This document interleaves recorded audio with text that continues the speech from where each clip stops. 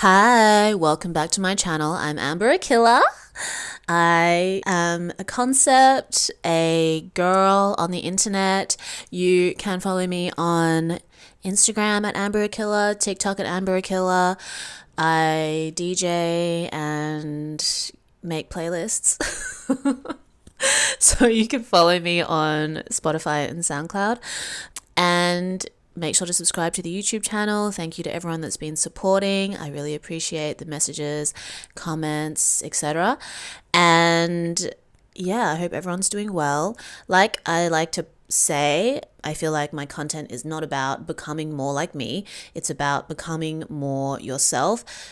This is something that I've always been interested in from a young age. I will do a villain origin story video because someone asked about that and I think it will be funny. But yeah, I just feel like the journey of life is self-actualization, and how can we better navigate our experience so that we have a healthier relationship with ourselves and with the people and the world around us.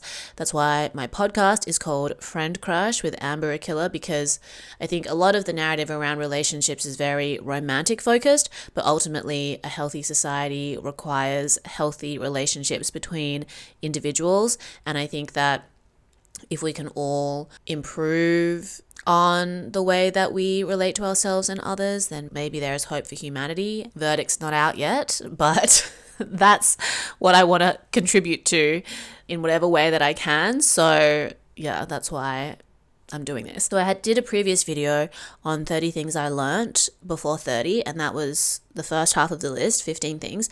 And now I have another 15 things to share with you. Obviously, this is not an exhaustive list. I implement the 80-20 rule in my life, so I'm always open to new information, new experiences. My life and my point of view is an ever evolving perspective, ever evolving body of knowledge. It's like a project, it's like an art project, it's like an essay that I'm constantly researching and refining. And yeah, I don't want to put myself out there as someone that has like very absolutist and conclusive thoughts on most things. Some things I'm like I draw a pretty hard line on, but yeah, when it comes to self-reflection and self-awareness, there's always like levels that you are going up or under or wherever. So if you want to watch the first video, I'll put the link here for the first half, and then let's get into the second half. So number 16 is, you will rarely regret sitting on a purchase, but most of the time you'll regret an impulse purchase. If you are online a lot, everything is advertising. Things that you don't even realize are advertising. You can be influenced to purchase things by people who don't even intend to advertise, and it can be really overwhelming. And especially now, like marketing and PR has advanced to this level where it's like, if you buy this thing, you'll be empowered. If you support this brand, you're supporting this cause. If you buy this thing, you'll have this kind of personality, this kind of association. And it's so subtle. And when you just reconcile with the fact that like you're just a human being, and all of this messaging is really advanced, and it's only human for you to fall prey to that every now and then. We all have like blind spots and gaps, and that's okay. I also want to do a video on the difference between consumption and discipline, and how consumption is not a discipline. But when you are filling your life with hobbies and activities that nourish you and that mentally challenge you, you are no longer interested in defining yourself according to the things that you own, or the things that you wear, the things that you use. And it doesn't mean that I'm like anti-consumption, because I'm a material girl, okay? I love stuff, but I'm so much more mindful with what I buy and why I buy things now, because I'm much more honest with myself about whether I really need to buy something. Like, and how much value this is actually going to add into my life. Do I need this thing, and am I getting rid of anything in the process? You know, I try to sell a lot of things that I don't use anymore, and I also try to be mindful with my purchases. I feel like for someone that works adjacent to the fashion industry, it can be really overwhelming, and you can feel like this very subtle or not so subtle sense of FOMO if you don't own a specific it girl or trending item.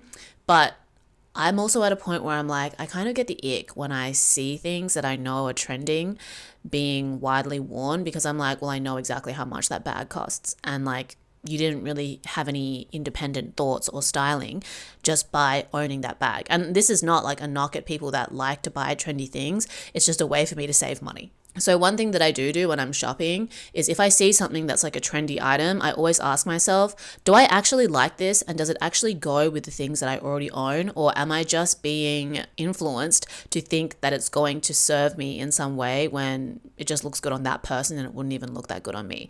And if I do keep thinking about an item, I will sit on it for like at least 1 or 2 seasons and then revisit it and think and ask myself if I still want it now that it's not trending anymore. Now that I'm not seeing it on everyone, do I still think this is cool, or was I just overexposed? Was the imaging just overexposed to me and I'm like, I thought it was cool than it actually is? And 9 times out of 10, I don't want the product anymore, and there's some other product that has taken its place in the zeitgeist. Like, it's okay to just sit on a purchase and really ask yourself if you like it. Just because for me personally, I do want to feel like I have personal style, not like that I'm trendy. I think these are 2 different things, and that's just my personal preference. Also, if I still like an item like 2 seasons later or a year later, it will usually be either heavily discounted, or there'll be people who bought in when they thought that they wanted to be trendy and then realized a year later that they didn't like the item, and they'll be selling it at a discounted price. So win-win. So kind of related, but not. Number 17, when in doubt, always play the long game.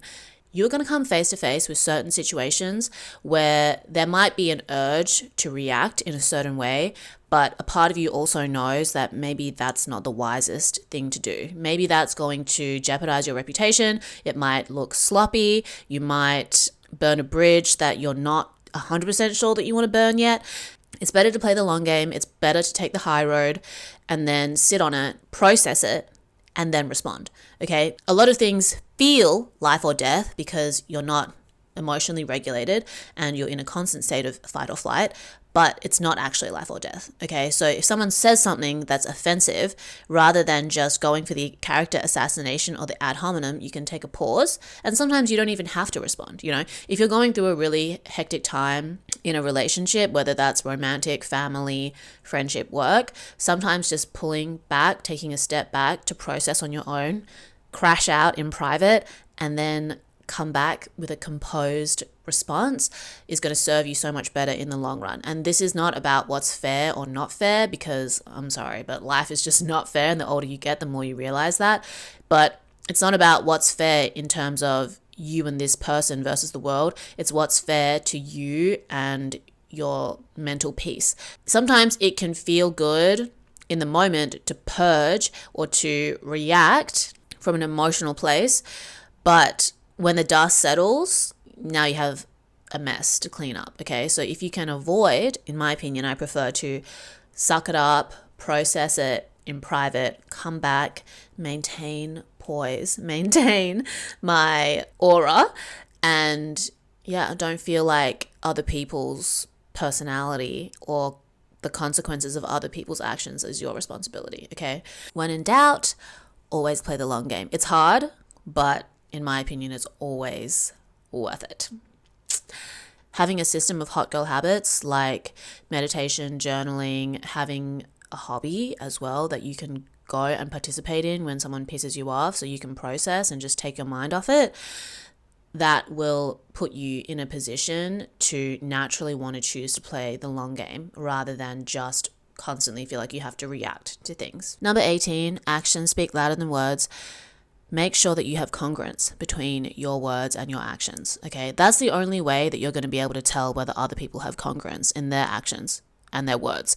People say actions speak louder than words, actions speak louder than words, but a lot of people don't even have congruence or integrity with their action and their words, and then they're trying to find that in other people. You're not going to be able to find it, okay? Because you don't have integrity with what you say and what you do. And this isn't like everything that you say has to be good and everything you do has to be good. It just has to be authentic, okay?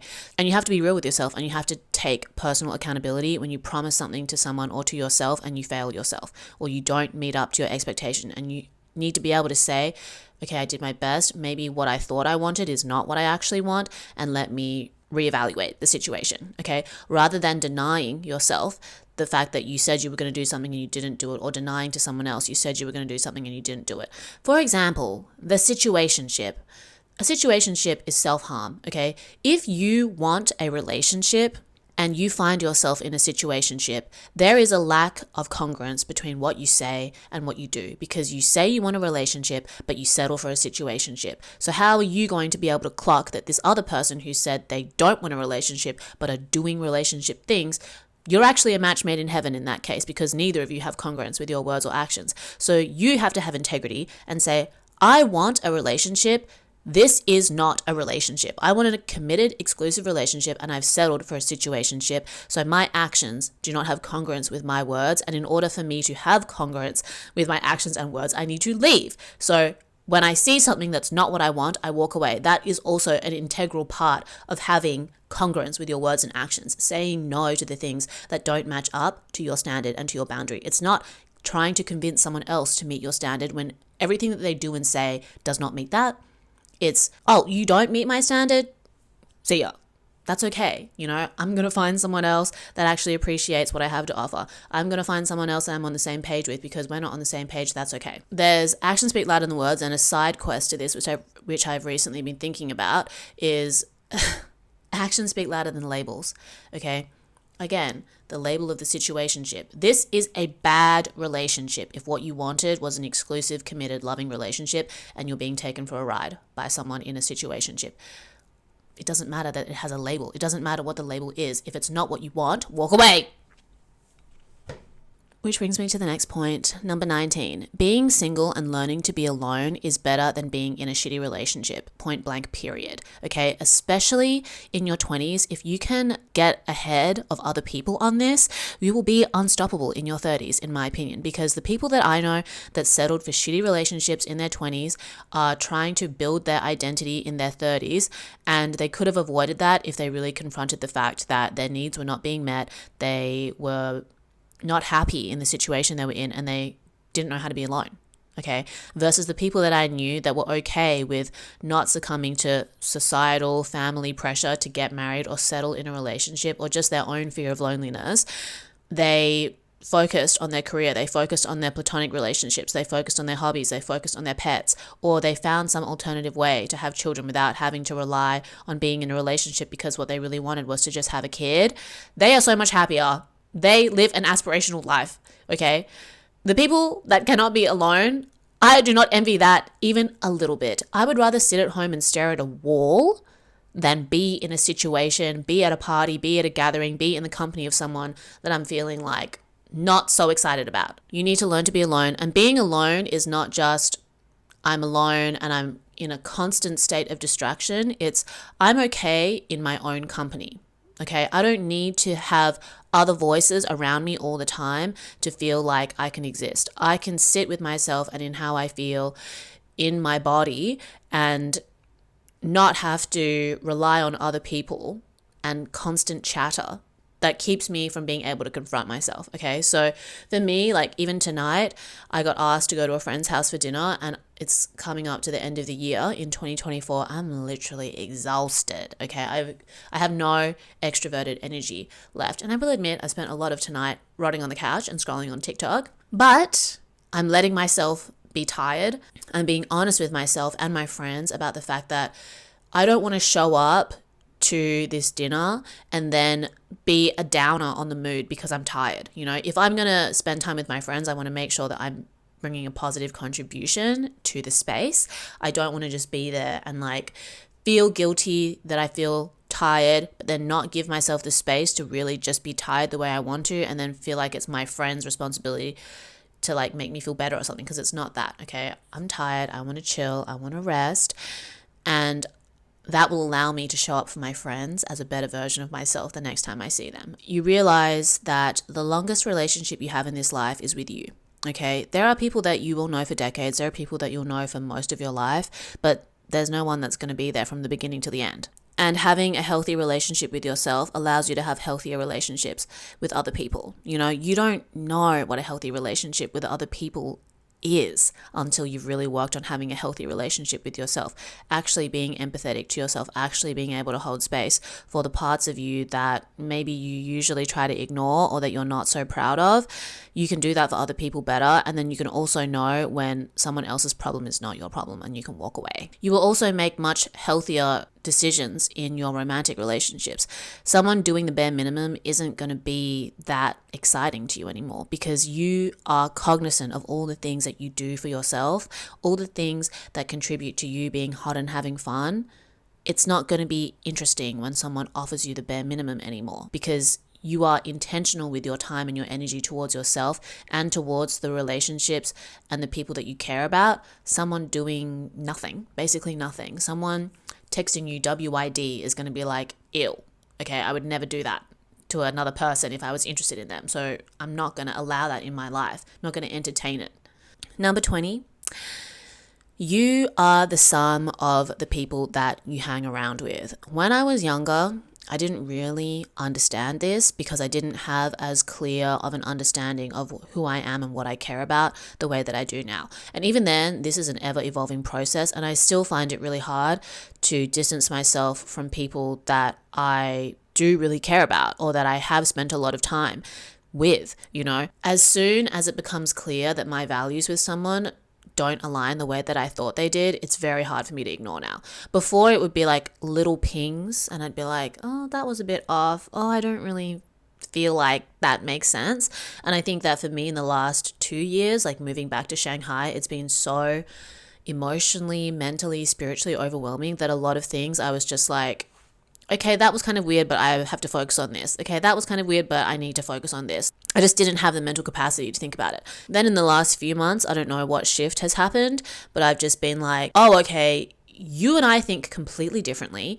I was projecting a set of values onto you that you actually don't possess, and I'm reconciling with the cognitive dissonance between who you are and who I am and how like we actually cannot move forward as friends anymore. We cannot be associated with each other because what we represent is so different. And I think that also has just come with time, you know, because it's usually with people that I'm of a similar age with. We're all stepping into who we really are for better or worse, okay? Because as time goes on, your habits and who you are and the repetition of behaviors and the reinforcement of certain values and ideas embeds itself deeper in you. And the deeper it becomes in me, the more obvious it is the difference between me and other people, or the similarities between me and other people. And I want to talk about the balance between you are the sum of the people that you hang around with, being confident and unbothered, not caring about what other people think, and also your reputation. I don't think I included this on the list, but it's true that it's not necessarily what you know, it's who you know, okay? And as you get older and you have more work experience, you realize that a lot of things are happening just by word of mouth recommendation. Hey, do you know someone that can do this or that? And another person says, yes, I do. Let me put you in touch. Hey, do you know someone that can do this or that? Oh, actually, let me ask my friend who's going to ask their friend. Okay, this is how human behavior works. We do want to take the path of least resistance. Sure, you could do research and you could take a chance and cold call someone. That does happen, okay? But at the same time, if I could just ask someone that already knows someone and can vet for their character, someone who I trust, who can share with me someone that they trust, that's going to be much easier than talking to a total random. It's really ironic because there have been stages where I've been friends with someone and I tell them about this other friend that I have that they also maybe know, okay? And they know that that other friend doesn't have a good reputation, but I'm like, oh, I see the best in them. I want to help them. I want to support them.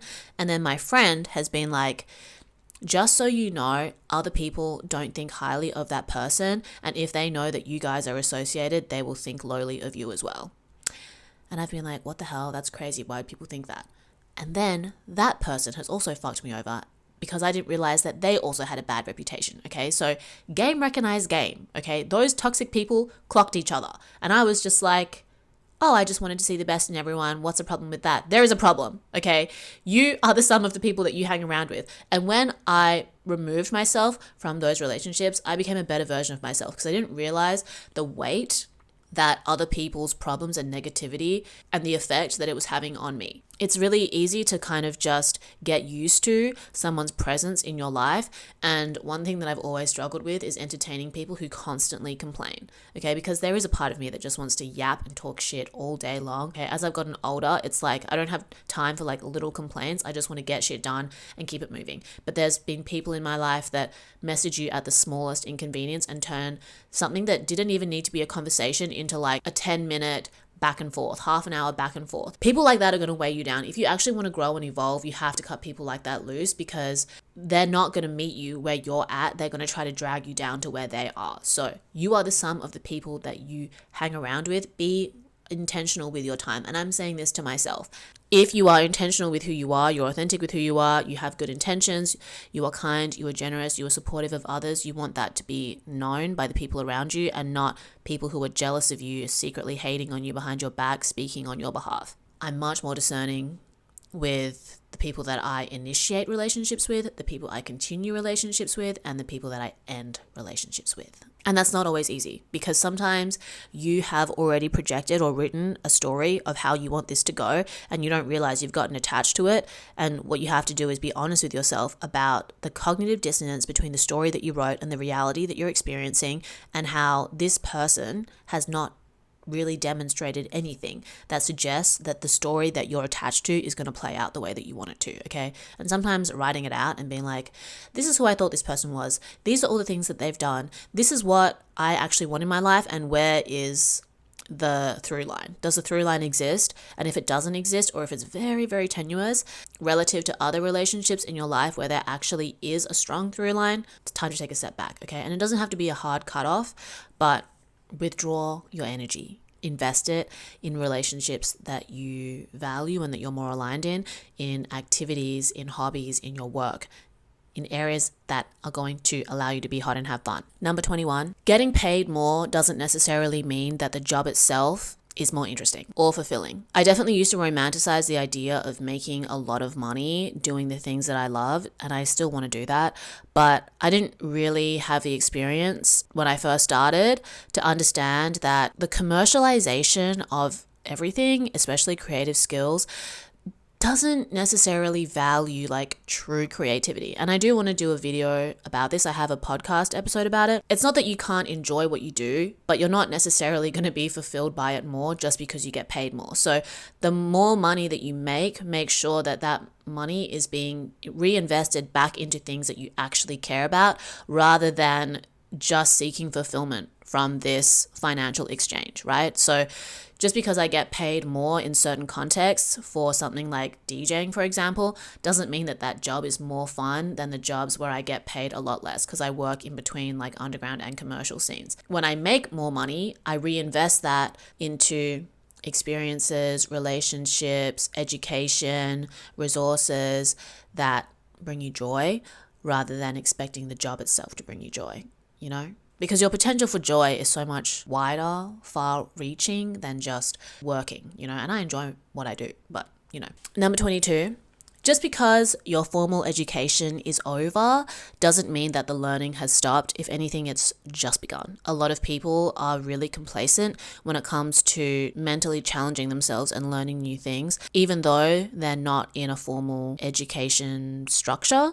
I want to talk about how important reading is in a separate video. Educating yourself and following your curiosity was one of the things that I brought up in the first video. Keep learning about yourself, keep learning about the world around you, stay curious. You know, if you want to learn extra things, take short courses, by all means do it. You know, I've taken so many random short courses since I graduated from law school that have been more interesting or helpful to me than law school. Just exercising your mind in different ways keeps you mentally agile, and also reaffirms to yourself that you have value, you can learn things, you can be happy, you can grow. Number 23, the only way out is through. Discomfort, growth, and discipline are all necessary for you to navigate challenges and to come out a better version of yourself. Whenever you assume that there has to be some easy way out, oh, it's not fair, you double down into a victim mindset, you're going to get stuck. A path towards the light isn't going to come to you when you keep your head in the dark. If you keep dark thoughts around you, you won't be able to see the light, even if it's shining in your freaking eyes, okay? So discipline, discomfort, challenge, all necessary, okay? You need to walk through the mental, spiritual fire to come out the other end. Believe that you will get through this. Even when it sucks, it's going to be okay. Sometimes you just have to sit in it and wait for it to pass. And one day you'll look back on it and it'll just be a funny story. Like, that's always what I try to tell myself. Like, one day I'm going to look back on this and it's going to be a funny story. One day I'm going to look back at this and I'm not even going to remember the details. And recognizing that time is going to give you a new perspective on this. So it's just like, let me just see what happens tomorrow. Let me just see what happens tomorrow. Like, the best is yet to come. The best is yet to come. I'm grateful for what I have. Like, discomfort is necessary for growth, unfortunately. Once you can accept this, it's just much easier to navigate, okay? Don't worry about what's fair. Don't worry about what's just focus on getting through it, okay? You'll come out of this one day and you'll be a better version of yourself. Number 24, health is wealth. I think especially when you're younger, it's important to really push yourself almost to the edge of burnout. Like, that's what being young allows you to do.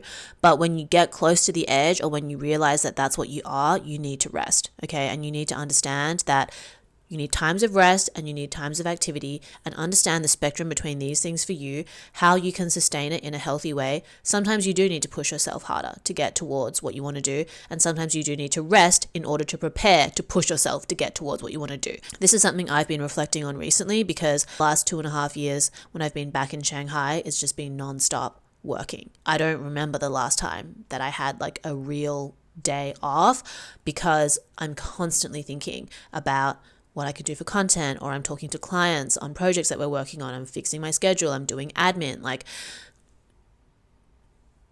I need to chill. I'm getting so close to burnout, and I recognize that that's happening. And I've scheduled in time for me to go back into my introverted era and to take time off and spend it with my family, because I haven't had the recent holidays off, because I know that if I don't take that time off, it's not going to be sustainable. I'm not going to be operating at my best. I'm not going to be able to add the type of value that I want to add. And that's going to annoy me even more than resting, forcing myself to chill the fuck out, okay? Health is wealth.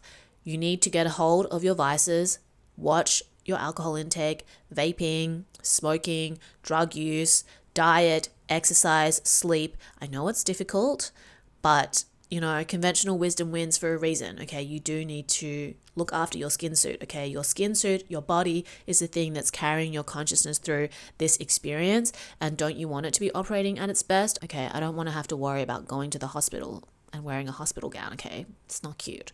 There are people who do not have the privilege that you have of health. They would kill for your body in the state that it is, okay? Because they have long-term illness, chronic illness, and they don't have the access to resources that they need to get into health. And here you are wasting away. Practice gratitude for your skin suit and look after it. Push yourself, but also know when you're reaching a rocky edge. Number 25, familiarize yourself with rejection and failure. It is not the absence of failure. It is not the absence of rejection. It's not the absence of insecurity. It's your ability to navigate it, okay? Courage is not the absence of fear. It's your ability to do it anyway. Remember this. There are going to be times where you're confronted with parts of yourself or voices in your head, people around you that are telling you that you can't do something, and you deep down you know that you want it, and you know that it's going to be good for you long term. I'm not talking about you being delusional, getting in a relationship with a loser and a bum and a dusty. I'm talking about you going for something that actually matters and creating value for yourself and the world around you. It's going to be tough. You're going to be faced with people who think what you're doing is cringe, who don't agree with you, but the only way out is through. And you are going to face rejection and failure, and the people that are successful and the people that are happy with who they are the ones that have familiarized themselves with that. It's not the absence of those things. Do you think successful people have never failed? Your ability to overcome failure and insecurity is what makes you successful. It's not having it. People that have started multiple different businesses, they are determined to have a successful business. One business doesn't work out. Do they just give up? No, they come up with a new business idea. They refine and they learn from their mistakes, and they always seek new opportunities to learn and to grow, even if the experience of it is not comfortable. Don't shame yourself for feeling afraid or for feeling insecure. That is a normal human experience. But remember that you don't have to be defined by that feeling. You don't have to be defined by the story that you write around it. You can write a new story. And honestly, it's really surprising to me how many people are so afraid of rejection and failure. Yes, there are areas in my life that I still have mental blocks around, but I'm still surprised that there's like very small things that you don't need to be afraid of. The stakes are so low and people are still not willing to try because they have some story in their head about how they're afraid they're going to be bad at it. Most people are not good at things when they first start them, okay? And like I said in the first video, talent is worthless without discipline. Just because you have an innate talent to do something, if you're not taking steps to express that talent, who's going to know? It doesn't mean anything to just be good at something. And having concepts of a plan and no real action to execute it is worse than having no plan and just fucking around and finding out. You know, sometimes you just got to try and see what happens, and then try again and see what happens, and try again and see what happens. Think of like software updates. They're constantly trying to improve the software, okay? The job is never done. So that's what your mindset is like. That's what your life is like. It's constant software updates. And each rejection and failure will teach you something about yourself and the world around you. And it's not comfortable to walk through the fire. You want to be the best version of you. You want to be hot and having fun. Fire's hot, babe. Okay, number 26, how you think and speak about yourself is louder than what anyone else says about you. This also ties into learning to be alone. When you are by yourself, you can also observe your thoughts and your own inner narrative. Also tied to hot girl habits, journaling, meditation, being able to recognize the difference between the voices in your head and the voices of other people is really important when it comes to building your self-concept and confidence, because the older you get, the more audacious you are about going after what you want, the more people you will trigger in that process, because a lot of people are very threatened by someone who doesn't give a fuck, by someone who is actually willing to overcome their fear and do the thing that they want to do. A lot of people are just trapped in their own insecurity, in their own fear of failure, and they project it onto other people and they make it seem like it's your problem when it's actually their problem. So you need to learn to differentiate between your voice, what you say about yourself, what other people say about you, and whether or not you allow that to affect you. Your opinion of yourself is more important than anyone else's opinion of you, because the longest relationship you have is with yourself, okay? So if this person who thinks that what you're doing is cringe, but you don't even know them anyway, why are you going to pay mind to what they have to say? They're not in your life. They don't get the privilege of being able to experience what being hot and having fun is all about. So forget what they say. What are you saying about you? You look in the mirror every day and say you're ugly, and you wait desperately for other people to say you're pretty. That's not a good strategy, babe, okay? Tell yourself that you're hot and that you like what you see, even if you feel that you could improve on it, and then other people will follow. And if someone says you're ugly, you'll be like, well, I don't even care because I don't know you. I go home and you're not there. Why do I care what you have to say? You know, I talked about how I have my Ed Sheeran Girl Boss picture printed here, and some guy was telling me, well, what are you going to do if a guy comes to your house? I'm like, no man's coming to my house, babe. Okay? And if he is, he'll be lucky to bear witness to girl boss Ed Sheeran. Don't mess with me. And when you realize that other people's voices are louder in your head than your own, now you can focus on cultivating your own. Every time someone else's voice comes up, you go, thank you for that. Okay, well, what I really think is, I'm gonna let you finish. And you interject and you go Kanye on those haters, okay?